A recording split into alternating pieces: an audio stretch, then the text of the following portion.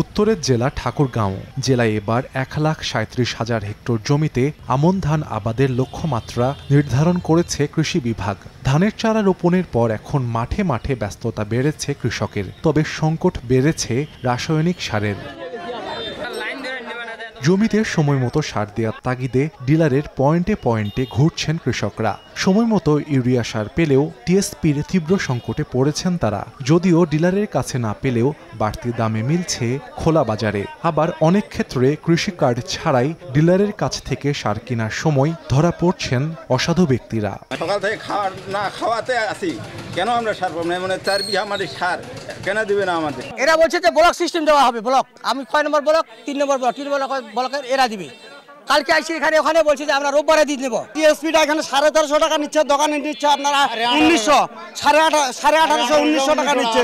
তাহলে এখন দেখেন যে আমরা কিভাবে আবাদ করবো, তাহলে এত টাকা বেশি। মোবাইলে দেখা যাচ্ছে সার দিচ্ছি, অথচ আমরা অনেকক্ষণ যে বেশ কয়েকজন 10-15 জন মিলে অপেক্ষা করতেছি, অথচ আমরা সার পাইলাম না। কার্ড ছাড়া সার এখানে নিচ্ছি 2টা বস্তা, আমার 5টা বস্তা দরকার। লাইসেন্স বাতিল বা ডিলারশিপ বাতিল করতো, তাহলে কেউ সিন্ডিকেটে জড়াতো না। ডিলাররাও জানাচ্ছেন চাহিদা মতো সার দিতে না পারার কথা। চাহিদা মতন আমরা দিচ্ছি না, তার 10 বস্তার দরকার, তাকে আমরা 2 বস্তা দিয়ে সন্তুষ্ট করে দিচ্ছি যে আবার আসুক। বরাদ্দ হয়তো এইরকম সময় হয়তো 20 টন বা 15-16 টন, সেখানে 8 টন 8.5 টন, এবং ডিএপিটা তো ছিল 4 টন বা 5 টন, সেটা করছে 11 টন। একদিকে শ্বাস সংকটে ফলন বিপর্যয়ের শঙ্কায় চাষিরা, অন্যদিকে কয়েকদিনে সদর ও বালিয়াডাঙ্গি উপজেলার 3 ব্যবসায়ীর গুদামে অবৈধ মজুত রাখার অভিযোগে 1776 বস্তা টিএসপি, এমওপি ও ডিএপি সার জব্দ করে স্থানীয় প্রশাসন। একটু ধৈর্য ধরতে হবে, আমরা আপনাদের চাহিদা অনুযায়ী দিব। সারের জন্য বা কৃষি উপকরণের জন্য কৃষির কোনো ক্ষতি হবে সেটা আমরা হতে দেব না, আমরা সর্বোচ্চ চেষ্টা করে যাব।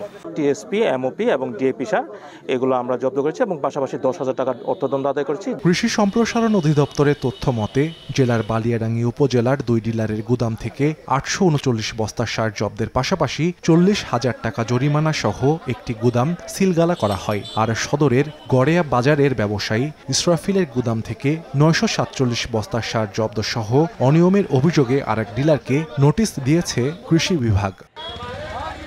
সময় সংবাদ, ঠাকুরগাঁও।